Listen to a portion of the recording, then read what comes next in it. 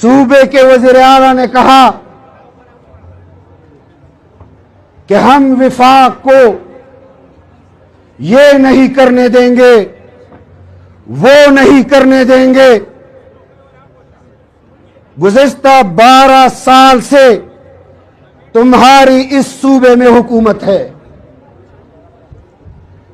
اور تمہارے پارٹی کا ہر وزیر اعلیٰ یہ کہتا ہے کہ ہم عمران خان کے ویژن کے مطابق صوبے کو چلائیں گے اور ہم وفاق کو یہ نہیں کرنے دیں گے، وہ نہیں کرنے دیں گے۔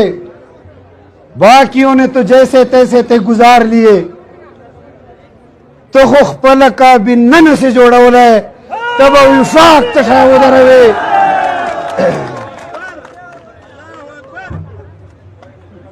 تب وفاق لارا پکم قوت سر درولا سے آج پاکستان کی اندر جمہوری حکومتوں کا منظرنامہ یہ ہے کہ پاکستان کا وزیر اعظم وفاقی اداروں کا سیکٹری اپنی مرضی سے تعینات نہیں کر سکتا اور آپ کے صوبے کے وزیر اعلیٰ صوبے کے کسی ضلع کا ڈی سی اپنی مرضی سے نہیں تعینات کر سکتا۔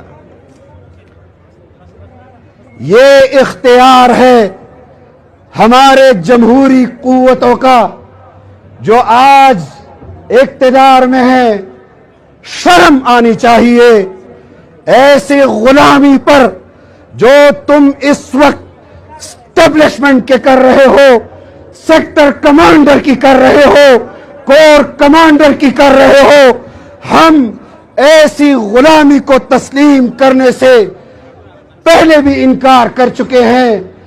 جنرل ایوب کے خلاف مولانا مفتی محمود نے انکار کیا تو اپنے اس صوبے کے اندر 9 ماہ کے اقتدار کو جوتے کی نوک پر رکھ کر صوبے کے اسمبلی کو تحلیل کیا، لیکن آئین پر، جمہوریت پر، قومی وقار پر آنچ نہیں آنے دی۔ آج جب تم ناکام ہو جاتے ہو تو اس کا سارا ملبہ پرویز خٹک پر، محمود خان پر اور علی امین پر گرا دیتے ہو۔ نہ تم اس قوم کے حقیقی جمہوری نمائندے ہو اور نہ تمہاری یہ حکومتیں اس قوم کی حقیقی اور